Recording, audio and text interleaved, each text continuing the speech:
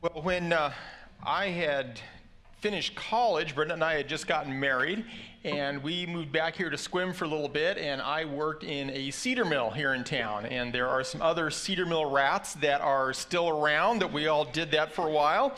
And cedar mills, you've got all these saws, and there's a lot of big power equipment. And, at home, you may have stuff that runs on 110, or maybe you have something kind of heavy duty that runs on 220 volt. In mills, things run on 440, so there's a lot of juice going through the lines. And one of the saws that I operated was a fairly small saw. It was a little rip saw. And it would take 6-inch boards, and we'd rip them down to 4 inches. And it had its circuit breaker box mounted on the side. There were a couple of these saws. And one of them, the reset button on the breaker box, had gotten broken somewhere along the way. So it wasn't visible from the outside of the box. And as happens sometimes with guys and machinery, you just don't get around to fixing the thing because there are ways to work around it. And the way to work around it was you just open up the breaker box, you can see the button right there, and you just press it and it resets the saw. Everything is good. Unless it comes to the day that someone stacks the next pallet of wood too close to the saw to get the door all the way open. And your saw kicks off, and I figured out that if you just open the door a ways, as far as it would go, you could reach down, and you knew where the button was. You just reached with the finger and hit the button. That worked great, unless you missed the button. 440 gives you quite a jolt when it hits. It felt like a baseball bat in the end of my finger. All this voltage, and then you just kind of jerk your hand out of there, and it was quite a surprise. I learned a valuable lesson about power that day. The passage we're going to look at this morning is kind of a 440 volt kind of passage, because to Jesus' followers it delivers a real shock, and it results in a huge jolt in their lives because this is not something that they're expecting.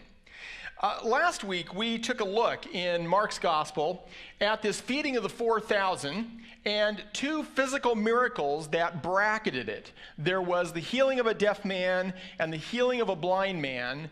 And right in the middle, there's this miracle where Jesus feeds 4,000. And then he says to the disciples, as this unfolds, having eyes you do not see and having ears you do not hear. He says, spiritually, it is true of you what physically I am healing, which is you guys don't really see it. You don't hear what this is really about.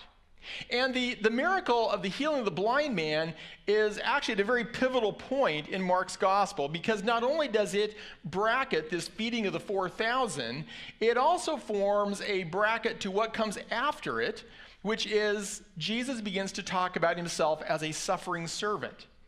Up to this point in the gospel, Jesus' reputation, his fame has been growing and expanding. He's been doing miracles that have proclaimed his authority. He's been teaching like nobody has taught before, and the crowds have been thronging. And we've seen how difficult it's been for Jesus even to find any time to be alone because people are clamoring to be near him.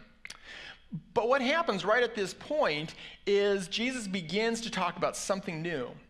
And he talks about the fact that to complete what he has come to do, there is going to be suffering. And really what happens with the healing of the blind man points forward to what Jesus is going to do. You may recall that the healing of the blind man is a miracle that happened in two parts. When Jesus first touched the man's eyes, he says, "What do you see?" And he said, "Well, I see men, but they look like trees walking around. I don't see well." And then Jesus touches him again, and he says, "Now I see clearly."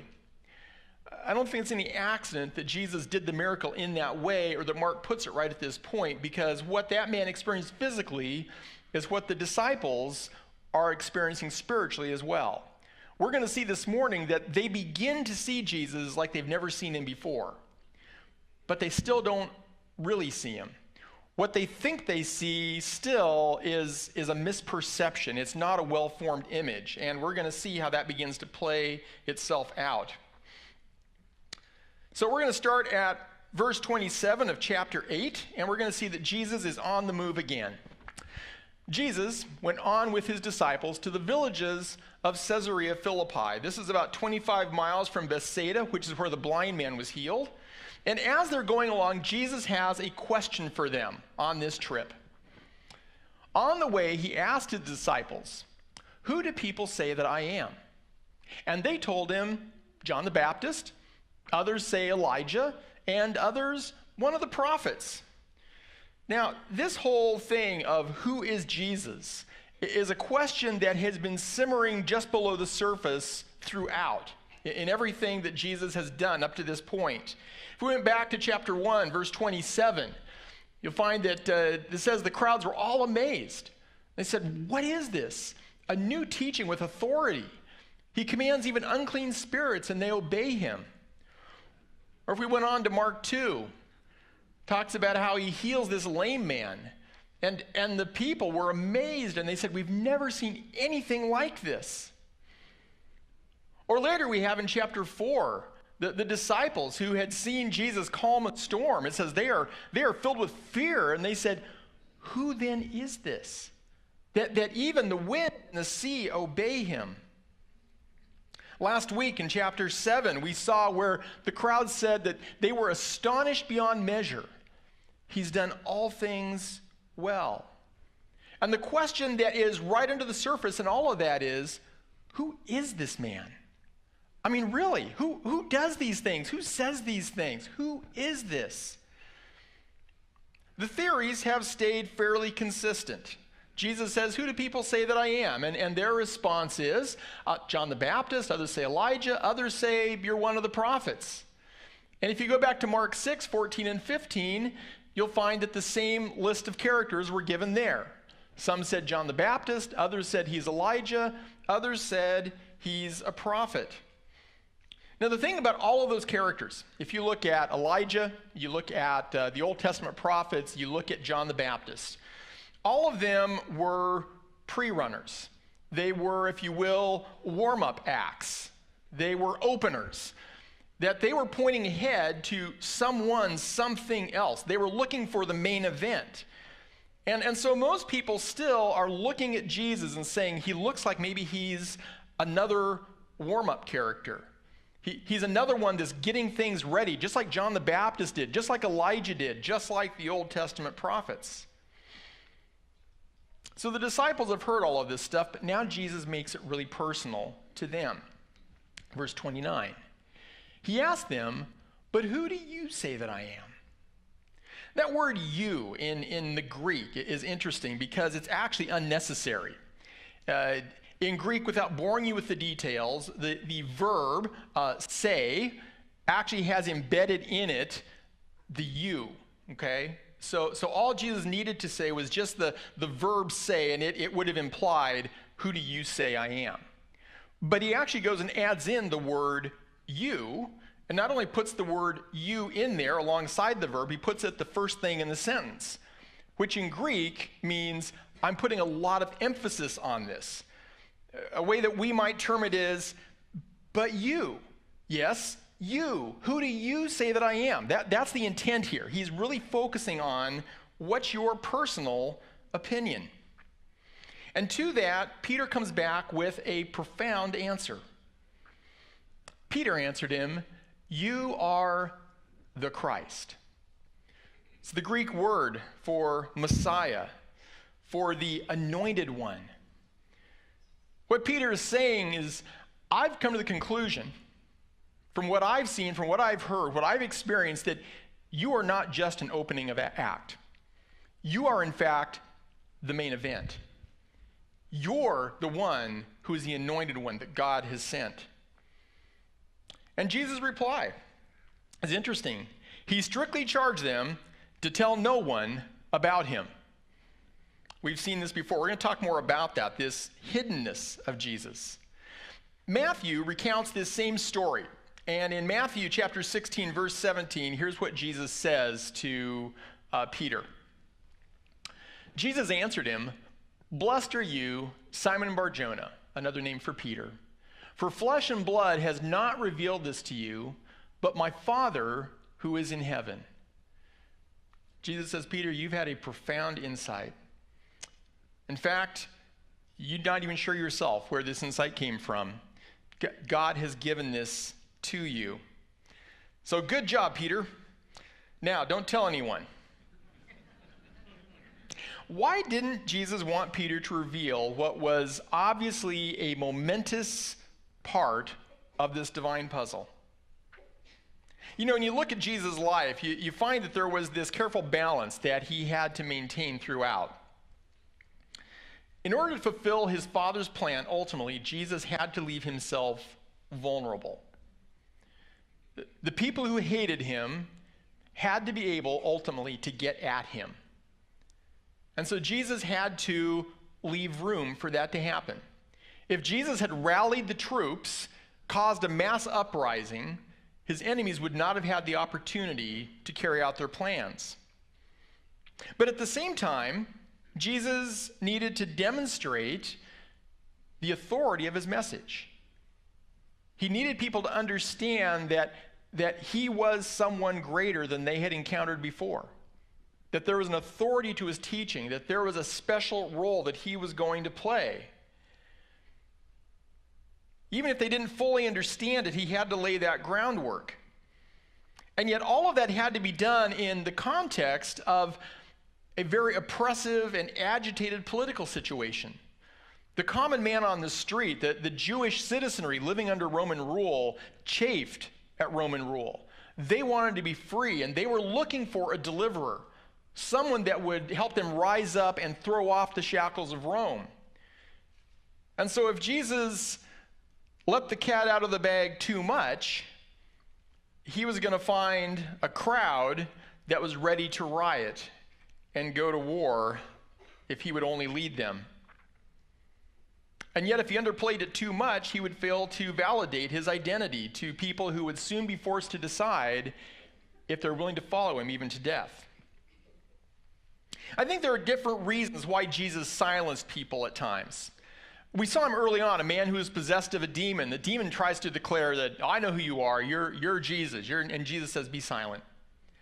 He didn't want a demon having anything to do with establishing his identity to the people. There is no fellowship between light and darkness. There were other times when he healed people, and he asked them not to talk to people about it. And I think it was largely because he wanted to keep down this messianic frenzy that he knew would take place, because the crowds were so volatile and ready to rise up. But when it comes to the disciples, I think that one of the reasons he silences them is because he knows that they don't really know what they're talking about. They get it, sorta, but not really. They're like that blind man who says, yeah, I can see, but what I'm seeing is a distorted image. And Jesus knows that what Peter thinks he sees is still a distorted image. And so he tells him to keep it to himself. Jesus now enters into what is the shock of this passage. The thing that none of them were expecting. It comes starting in verse 31 and then in verse 32. He began to teach them that the Son of Man must suffer many things and be rejected by the elders and chief priests and the scribes. That's another way of saying the Sanhedrin, which is the Jewish Supreme Court. And be killed, and after 3 days rise again. And he said this plainly. This is really the pivot point of Mark's entire gospel, right here. Talking about a suffering, rejected, killed, risen, anointed one. This is the first time that Jesus has talked about suffering to his followers. And Mark is clear that Jesus speaks very plainly about this. Now, if you've been following along, we've seen at other times that Jesus would teach in parables. He would speak in veiled terms. He'd use metaphors and sometimes left people scratching their heads about what he really meant. Some things he only told the disciples in private. But this news to the disciple, Mark says, he says it straight. Maximum impact. Matthew, in his recounting of this, also shows that there's a sharp line being drawn here. There is a difference in emphasis that's about to happen. Matthew 16, verse 21. From that time, Jesus began to show his disciples that he must go to Jerusalem and suffer many things from the elders and chief priests and scribes, and be killed, and on the third day be raised. From that time. This is a line of demarcation in Jesus' ministry and what he has to say to his followers. Now I got to tell you, this was a shock. This flew in the face of every expectation that these disciples had of a Messiah, of an anointed one. Maybe they'd been a little slow on the uptake. They hadn't always picked up on the signs. Jesus had reprimanded them for not getting it, but now at last they think they're getting it.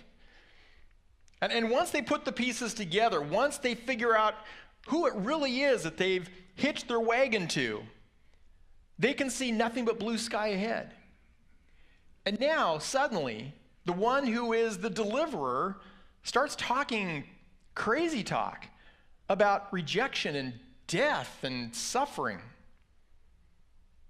I think there's a little break here in the action. I think Jesus dropped this bombshell on them, and then he walked away to let it settle. And a huddle ensues as these guys begin to try to figure out, what is he talking about? I'm sure one of them says, it's got to be all the stress. He's been trying for days now to get some time away. We keep trying to get away from the crowd. They just won't let him be. I just think the crowds are getting to him.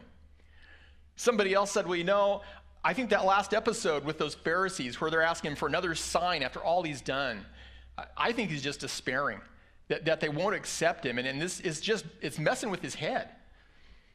And probably one of them looks around and says, what it is, Peter? It's you and that stupid question about the bread when you're in the boat. He just fed 4,000 people, man, and you're asking if we're going to run out of bread. I think he's just given up. Peter, you got us into this mess. I think you need to get us out. Go talk to him. And so that's what we find. Peter took him aside and began to rebuke him. But turning and seeing his disciples, because they're obviously all standing back there watching to see how it's going to go, he rebuked Peter and said, "Get behind me, Satan, for you are not setting your mind on the things of God, but on the things of man." Well, that didn't go so well, did it? Poor old Peter. One minute, he's being commended for speaking a revelation from God, and the next, he's being rebuked as the mouthpiece of Satan. That's a rough afternoon. What does it mean by "get behind me, Satan"? People study this disagree on what the full import seems to be. Does it mean that Satan had somehow whispered in Peter's ear and Peter was mouthing words directly from Satan? Or is it just saying that Peter, in trying to convince Jesus that he didn't need to suffer, that he didn't need to go to the cross, was saying something that resonated and echoed what Satan himself had said earlier when he tempted Jesus in the wilderness? I tend to think that's it. That Jesus is saying, you're talking the same kind of stuff that Satan talked, that says, I don't need to go through this. Go back to Matthew chapter 4, verses 8 through 10, where Jesus is in the wilderness being tempted by Satan. The devil took him to a very high mountain, showed him all the kingdoms of the world and their glory, and he said to him, "All these I will give you, if you will fall down and worship me." Then Jesus said to him, in words very similar to what he says to Peter, "Be gone, Satan, for it is written, you shall worship the Lord your God, and him only shall you serve." What's interesting is that Jesus doesn't seem to rebuke Peter so much for who he sounds like, but for what he's focused on.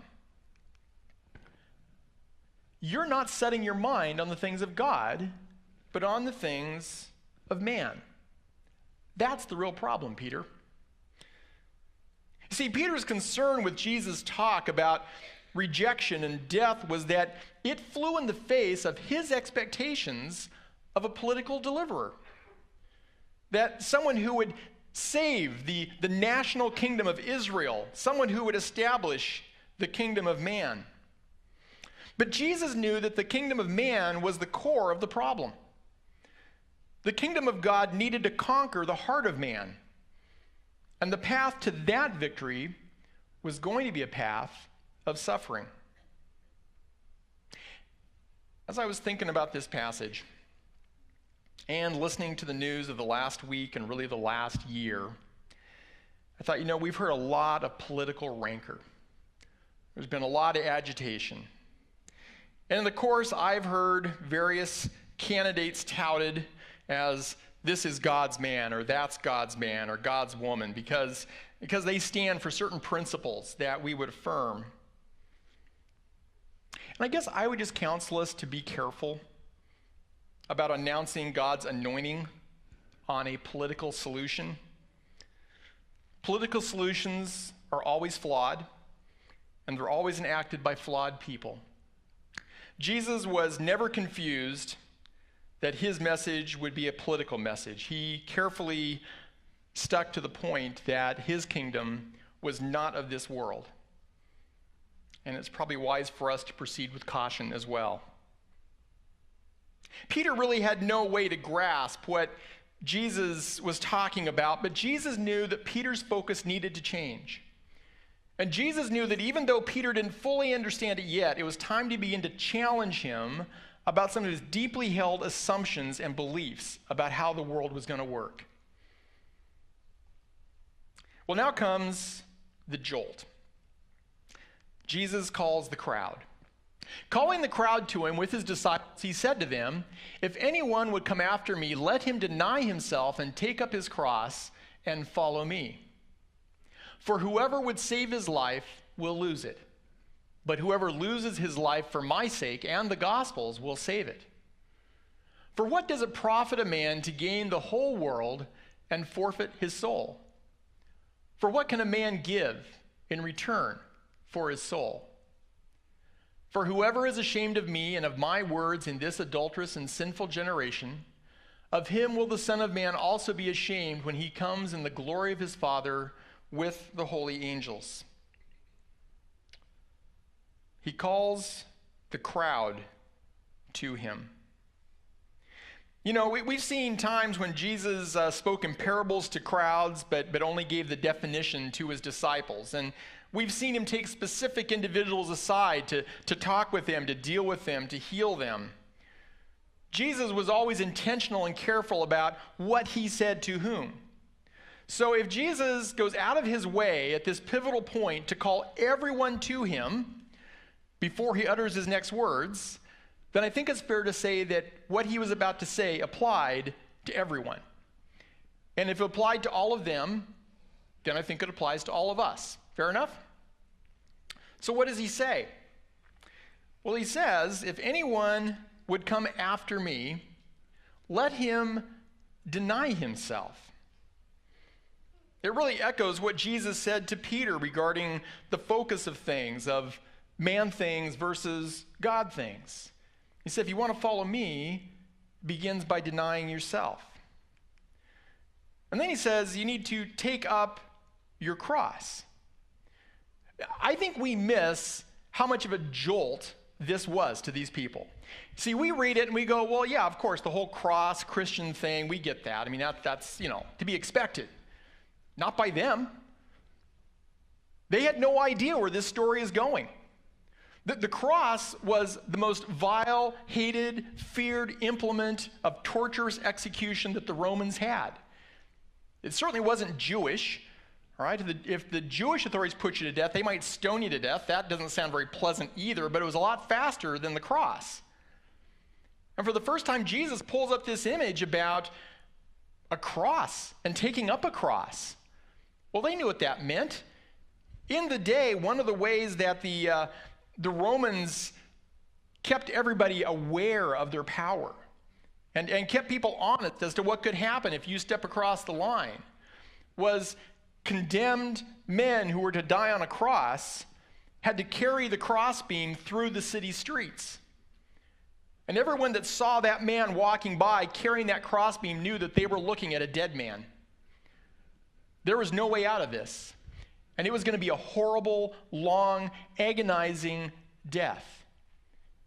And it was designed to strike maximum fear in the hearts of the populace.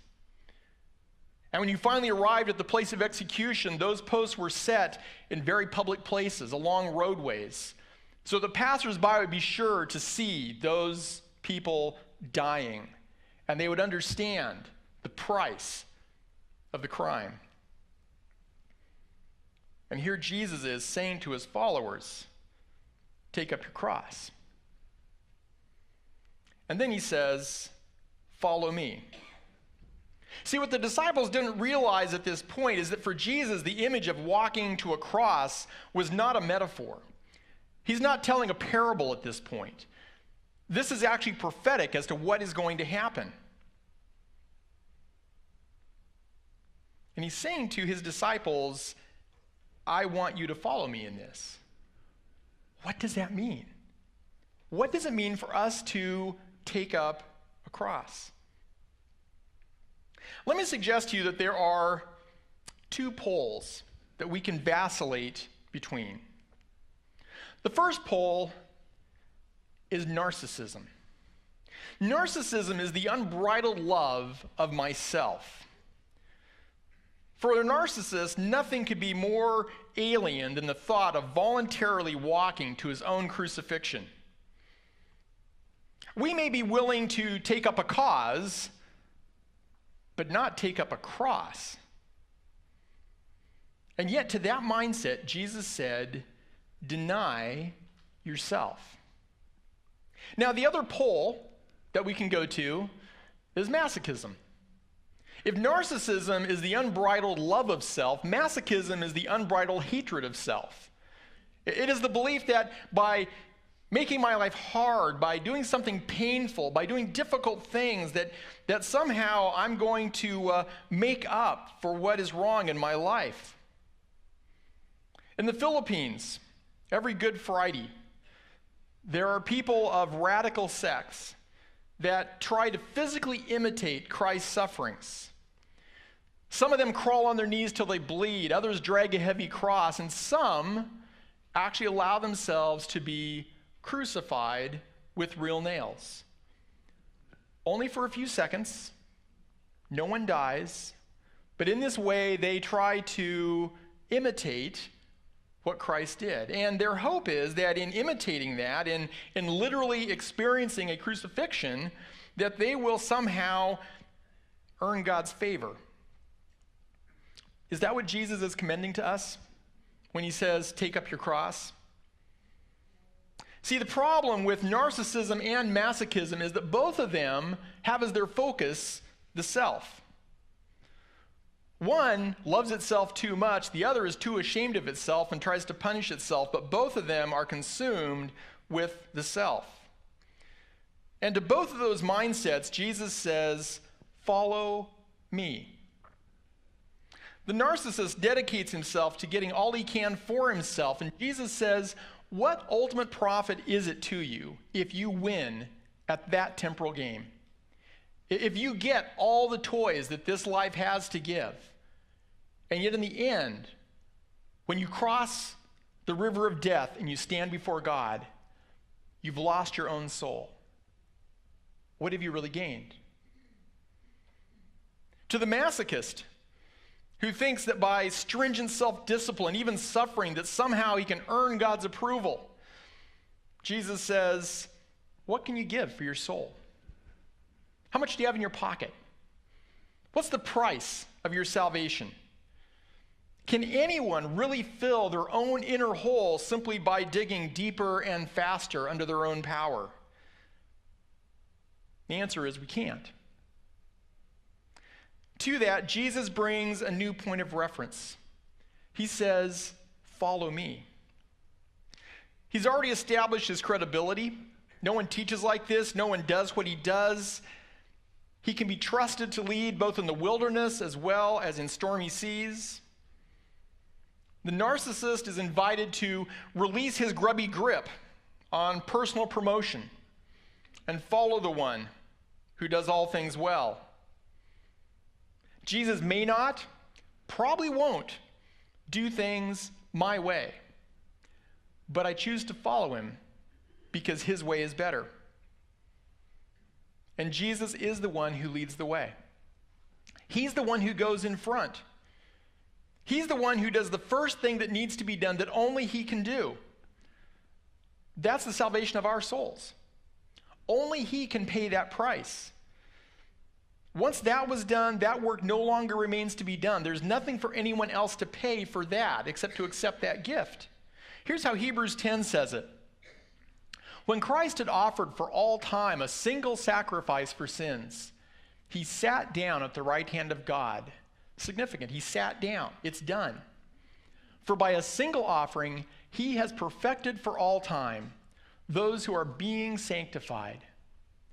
He has done for us what we cannot do for ourselves, and that is finished.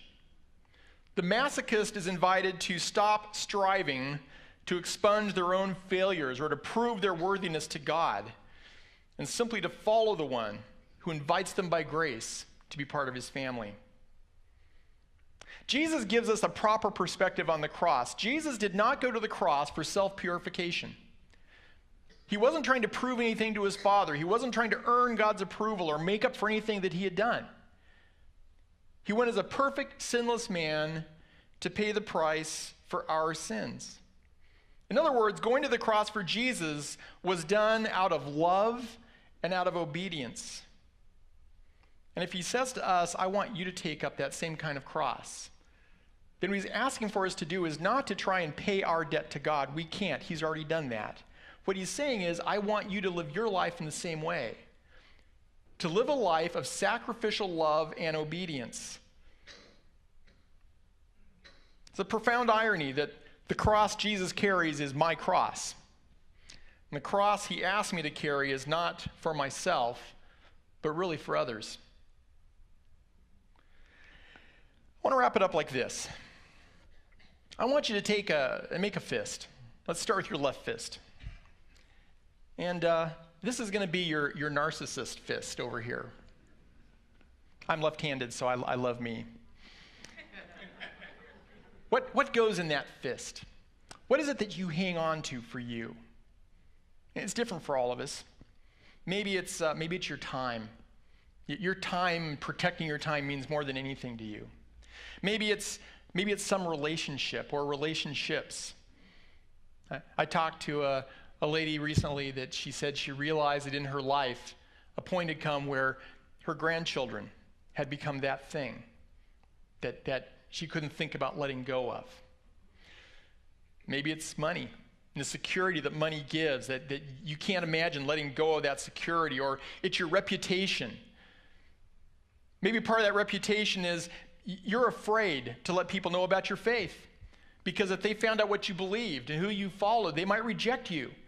And you're tempted to keep that quiet. And Jesus warned about people who were ashamed to name him in front of others. But you hang on to that. Maybe it's your accomplishments. Maybe it's your anger or your bitterness that you hang on to. What is that thing that you hang on to and you say, God, I'm not going to let go of this? What goes in the narcissist fist? Okay, keep that one. Make another fist. This is going to be your masochist fist. These are the things that maybe you think you owe to God, that God wants to punish you for, that you have to make up to him somehow, and you've got a list of things you're hanging on to in this fist. Maybe it's past mistakes that you've made, regrets that you carry. Maybe it's a present addiction that you don't think you can ever break free from. Maybe it's a broken relationship. Maybe it's some other personal defect that just causes you shame, embarrassment, and you say, somehow, God, I've got to make this up to you. Now I want you to look at those two fists. Hang on to them and ask yourself, if I keep hanging on like this, how much room is there really for me to love if I'm hanging on? Isn't it interesting that Jesus says that if anyone would come after me, let him follow me? Seems kind of redundant, doesn't it? If you want to follow me, follow me.